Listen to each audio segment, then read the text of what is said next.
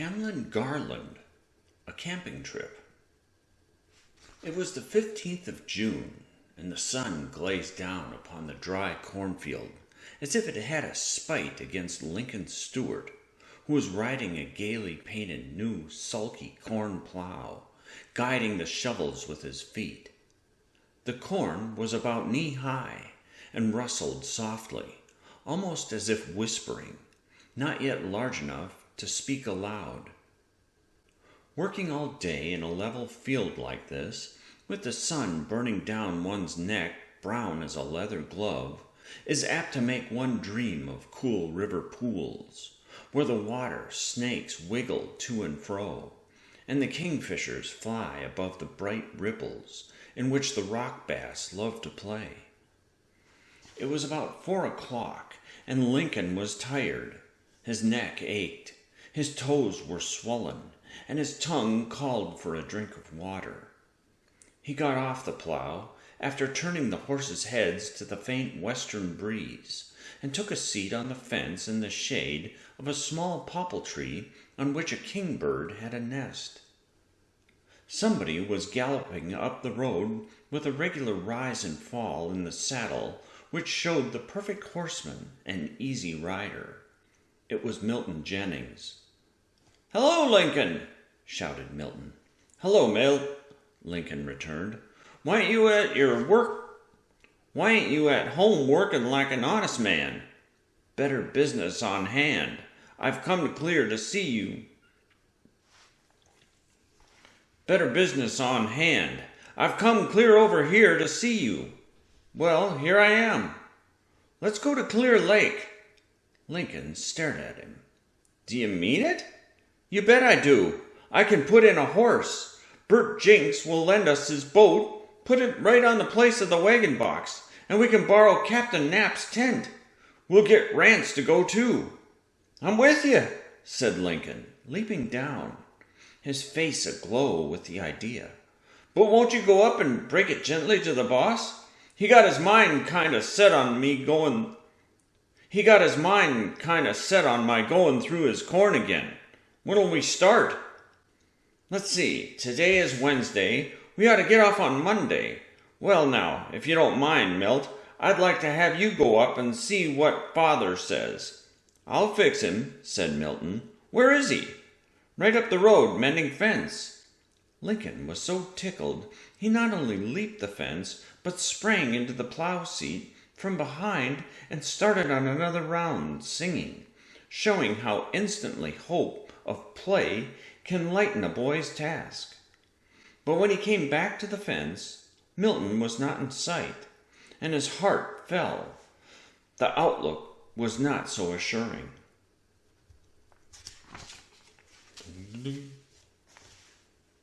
It was nearly an hour later when Milton came riding back. Lincoln looked up and saw him wave his hand and heard his shout. The victory was won. Mr. Stewart had consented.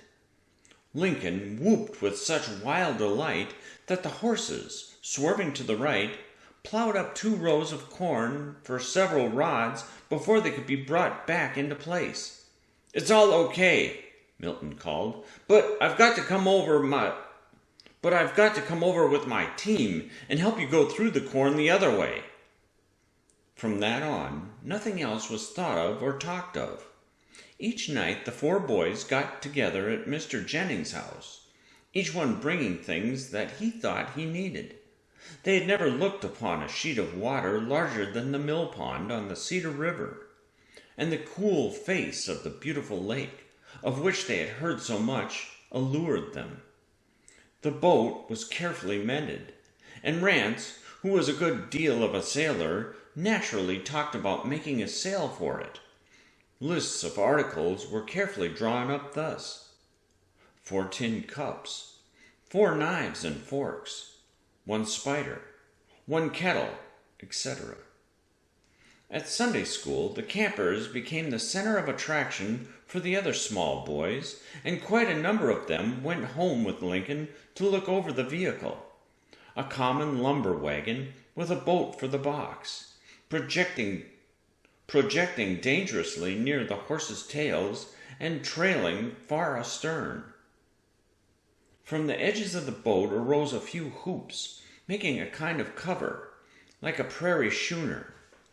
In the box were traps, innumerable, in charge of Bert, who was chief cook and bottle washer. Each man's duty had been assigned. Lincoln was sure to take care of the horses. Milton was to look after the tent and places to sleep. Rance was treasurer, and Bert was the cook, with the treasurer to assist. All these preparations amused an old soldier like Captain Knapp. "Are you going to get back this fall?" he asked slyly, as he stood about enjoying the talk. "We'll try to," replied Milton. Yes, there the craft stood, all ready to sail at daybreak, with no wind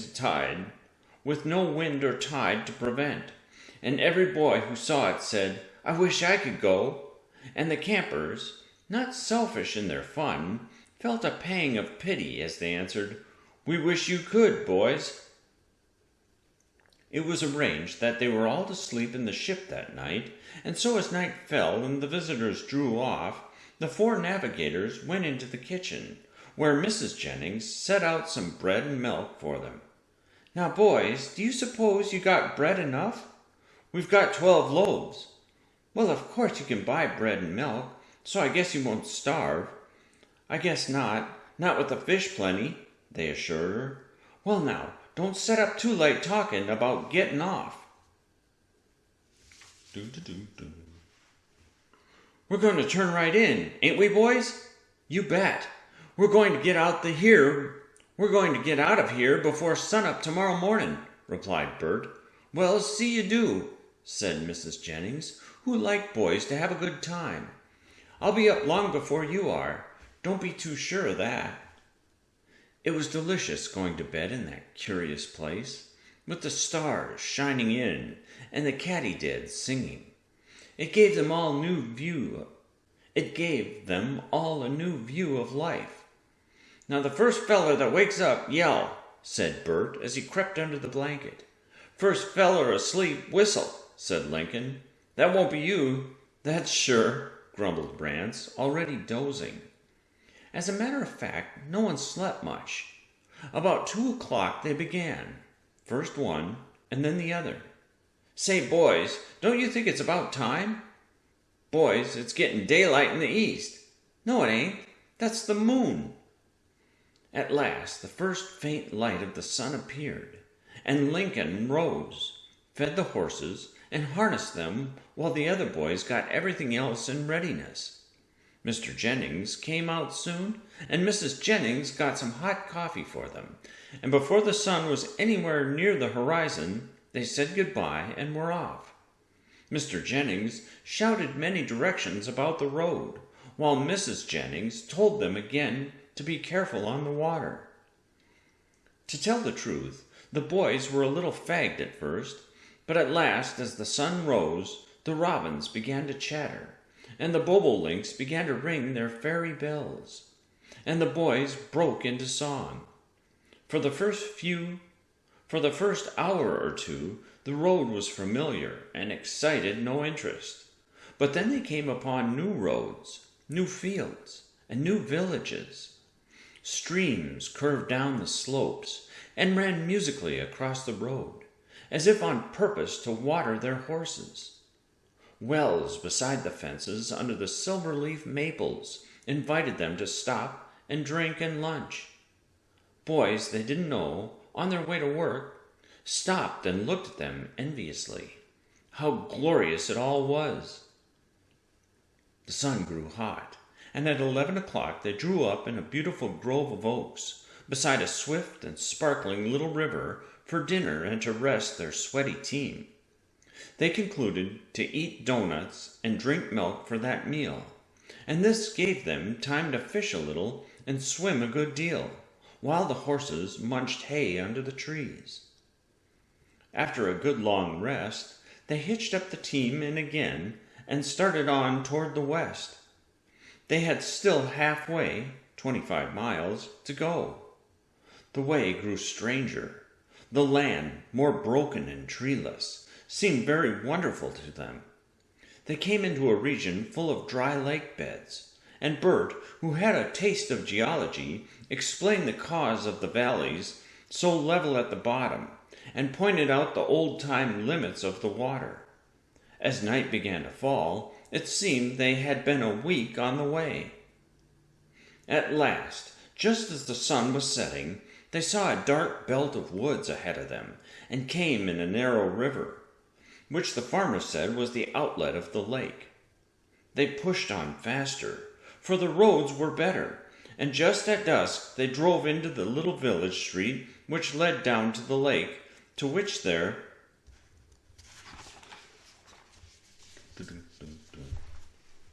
hungry eyes went out first of all.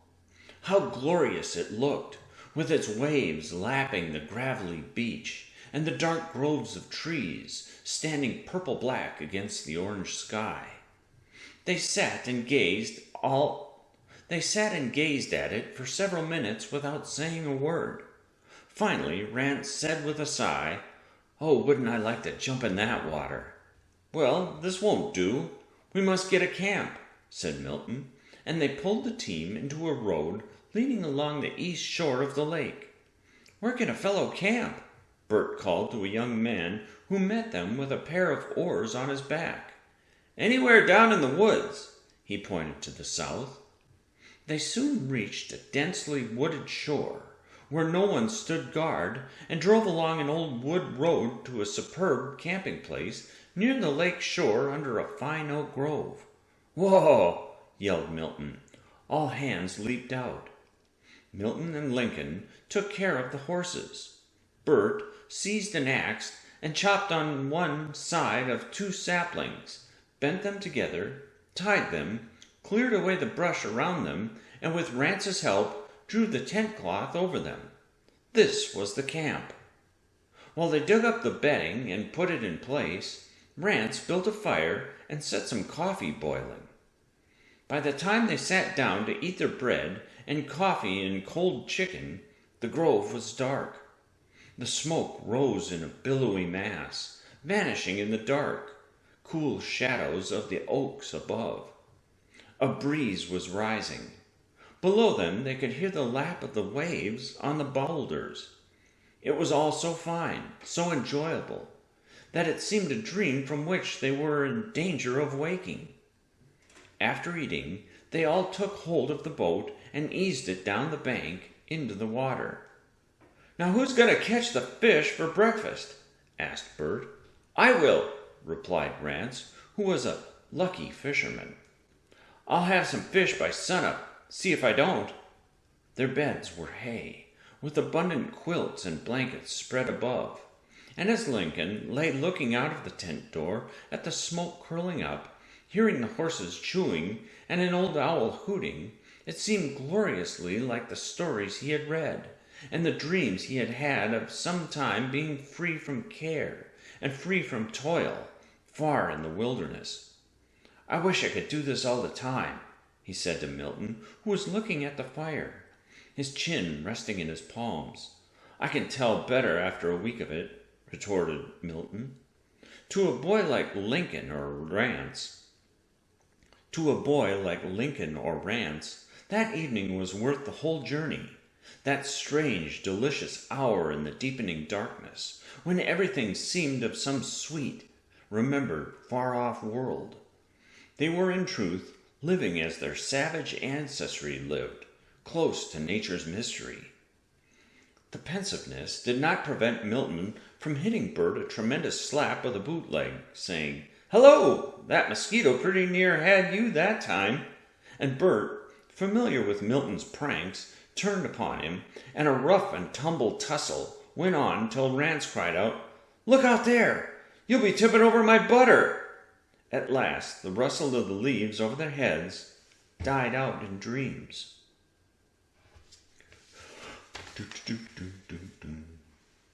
And the boys fell asleep, deliciously tired, full of plans for the next day. Morning dawned, cool and bright, and Bert was stirring before sunrise. Rance was out in the boat before the pink had come upon the lake, while Milton was skirmishing for some milk. How delicious that breakfast! Newly fried perch, new milk with bread and potatoes from home. But the freedom, the strange familiarity of it all. There in the dim, sweet woods, with the smoke curling up into the leafy masses above, the sunlight just dropping upon the lake, the killdee, the robin, and the blue jay crying in the still, cool morning air. This was indeed life. The hot cornfields were far away. Breakfast having been eaten to the last scrap of fish, they made a rush for the lake and the boat. There it lay, moving a little on the light waves, a frail little yellow craft without keel or rudder, but something to float in anyhow. They rippled the last 6 miles long, cool and sparkling, and boats were getting out in the midwater like huge skimmer bugs, carrying fishermen to their tasks. While the other boys fished for perch and bass for dinner, Lincoln studied the shore. The beach, which was their boat landing, was made up of fine, vari-colored bowlers, many of them round as cannonballs, and Lincoln thought of the thousands of years they had been rolling and grinding there, rounding each other and polishing each other till they glistened like garnets and rubies. And then the sand. He waded out into the clear yellow waters and examined the bottom, which was set in tiny waves, beautifully regular, the miniature reflexes of the water in motion. It made him think of the little wind waves in the snow, which he had often wondered at in winter.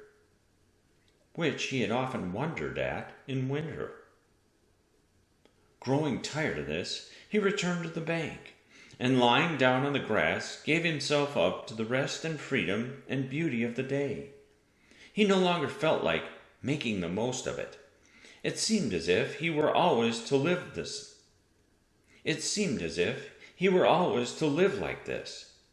The others came in after a while with a few bass and many perch, which were beautifully marked in pearl and gray, to correspond with the sand bottom, though the boys didn't know that. There were no large fish so near shore, and they lacked the courage to go far out, for the whitecaps glittered now and then in mid-water. They ate every smidgen of the fish at dinner, and their larder looked desperately bare. They went out into the deeper water, all feeling a little timorous, as the little boat began to rock on the waves. Lincoln was fascinated with the water, which was so clear that he could see fish swimming far below. The boat seemed floating in the air. At times they passed above strange and beautiful forests of weeds and grasses, jungles which scared him, for he remembered the story of a man who had been caught and drowned by such clinging weeds, and besides, what monsters these mysterious places might conceal.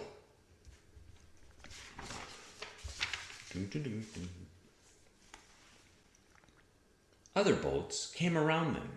Sailboats passed, and the little steamer, the pride of the lake, passed over to the island. Yachts that seemed to the boys immense went by, loaded with merrymakers. Everything was as strange, as exciting, as if they were in a new world. Rance was much taken by the sailboats. "I'm going to rig a sailboat on our boat, or die trying," he declared.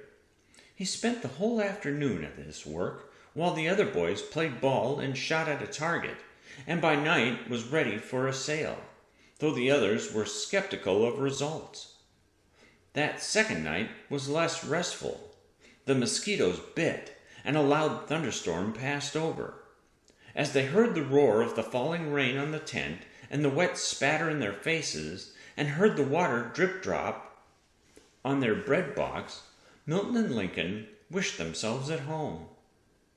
It grew cooler toward morning, and the mosquitoes left, so that they all slept like bear cubs, rising fresh and rested. It was a little discouraging at first. Everything was wet, and the bread was inclined to be moldy and tasted of the box.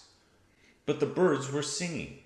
The sky was bright and cool, and a fresh western wind was blowing. Rance was eager to sail, and as soon as he had put away the breakfast, he shouldered his mast. "Come on, boys, now for the boat." "I guess not," said Milton. The boat was soon rigged with a little triangular sail, with an oar to steer by, lashed in with wires. Lincoln finally had courage to get in, and with beating heart, Rance pushed off. The sail caught the breeze, and the boat began to move. "Hurrah!"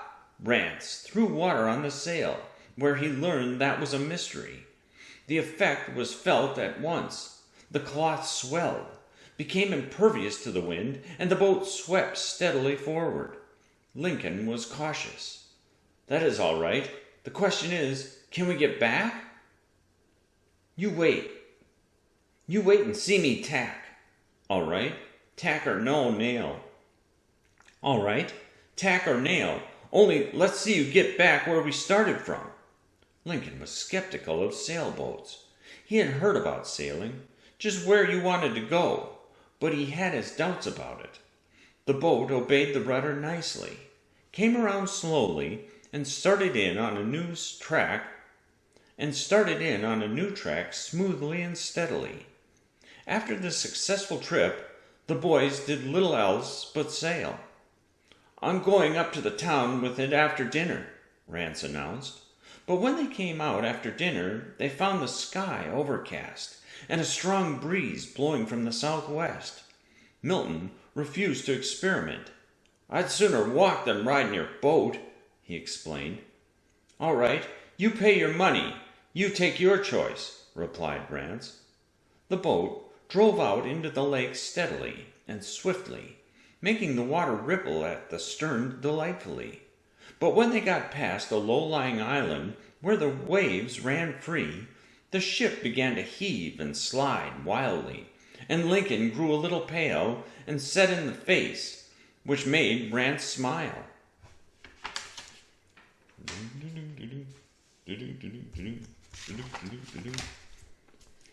"This is something like it. I'm going to go out and about a half a mile, then straight to the town." "This is something like it. I'm going to go out about a half a mile, then straight for the town." It was not long before he found the boat quite unmanageable. The long oar crowded him nearly off the seat as he tried to hold her straight out into mid-water. She was flat-bottomed, and she got into the region of whitecaps. She began to be blown bodily with the wind. Lincoln was excited, but not scared. He realized now that they were in danger. Rance continued to smile, but it was evident that he too was thinking new thoughts. He held the sail with his right hand, easing it off and holding it tight by looping the rope on a peg set into the gunwale. But it was impossible for Lincoln to help him. All depended on him alone. Turn it!" shouted Lincoln. "Don't you see we can't get back? I'm afraid of breaking my rudder." There lay the danger. The oar was merely lashed into a notch in the stern with a wire. The leverage was very great, but Rance brought the boat about and headed her for the town nearly 3 miles away. They were both thrilled with the sort of pleasure to feel the boat leap up under them as she caught the full force of the wind in her sail. If they could hold her in that line, they were all right. She careened once till she dipped water. "Get on the edge!" commanded Rance, easing the sail off. Lincoln climbed upon the edge of the little pine shell, scarcely 18 inches high, and the boat steadied. Both looked relieved. The water was getting a lead color, streaked with foam, and the hissing of the whitecaps had a furiously snaky sound as they spit water into the boat. The rocking had opened a seam in the bottom, and Lincoln was forced to bail furiously. Rance, though a boy of unusual strength, clear-headed and resolute in time of danger, began to feel that he was master only for a time. I don't suppose this is much of a blow, he grunted, but I don't see any of the other boats out. Lincoln glanced around him. All the boats, even the two masters, were in or putting in. Lightning began to run down the clouds in the west in zigzag streams. The boat, from time to time, was swept sideways out of its course, but Rance dared not ease the sail for fear he could not steer her, and besides he was afraid of the rapidly approaching squall. If she turned sideways toward the wind, she would instantly fill.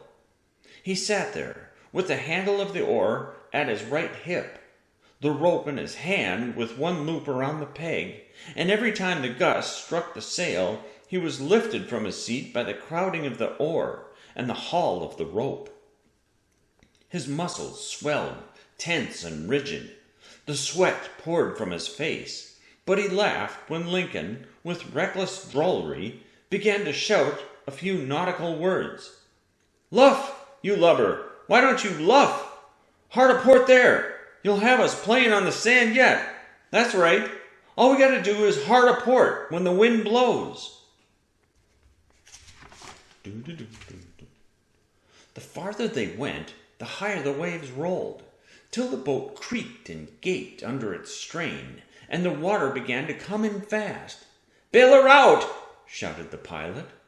The thunder broke over their heads, and far away to the left they could see rain and the water white with foam. But they were nearing the beach at the foot of the street. A crowd was watching them with motionless intensity. They were now in the midst of a fleet of anchored boats. The blast struck the sail, tearing it loose and filling the boat with water. But Rance held to his rudder, and threading her way among the boats, the little craft ran half her length upon the sand. As Rance leaped ashore, he staggered with weakness. Both took shelter in a nearby boathouse. The boatkeeper jeered at them. "Don't you know any more'n go in such a tub as that on a day like this? I expect every minute to see you go over." "We didn't," said Rance. "I guess we made pretty good time." "Time?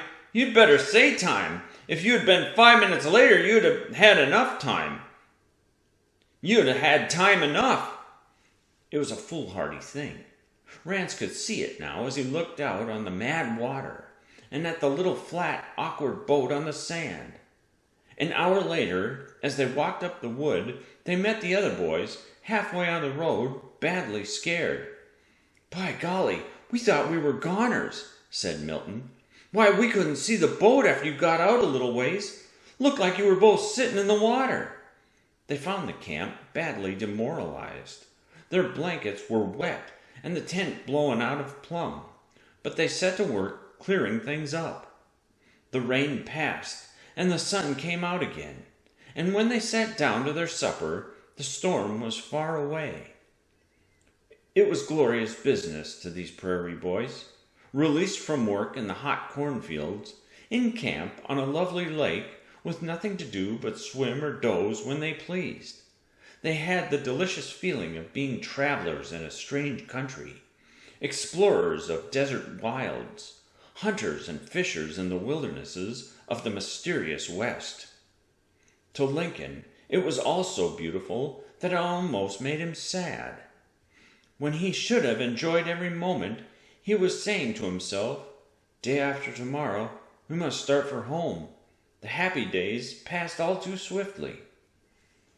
Occasionally, Milton said, "I wish I had one of Mother's biscuits this morning," or some such remark, but some one usually shied a potato at him. Such remarks were heretical. They explored the woods to the south, a wild jungle, which it was easy to imagine quite unexplored.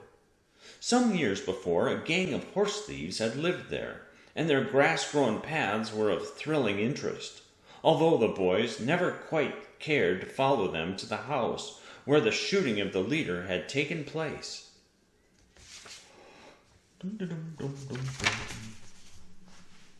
Altogether, it was a wonderful week, and when they loaded up their boat and piled their plunder in behind, it was with sad hearts. It was late Saturday night when they drew up in Mr. Jennings' yard, but to show that they were thoroughly hardened campers, they slept in the wagon another night. At least the three of them did. Milton shamelessly sneaked away to his bed, and they did not miss him until morning. Mrs. Jennings invited them all to breakfast, and nobody refused. "Land o' Goshen! Land o' Goshen!" said she. "You eat as if you were starved." "We are," replied Bert. "Oh, but it was fun, wasn't it, boys?" cried Lincoln. "You bet it was. Let's go again next year." "All right," said Milton. "Raise your weapons and swear." They all lifted their knives in solemn covenant to go again the following year. But they never did. Of such changeful stuff are the plans of youth. The end. This was A Camping Trip by Hamlin Garland. Copyright 1891 by the Area Publishing Company. Public domain in the United States of America.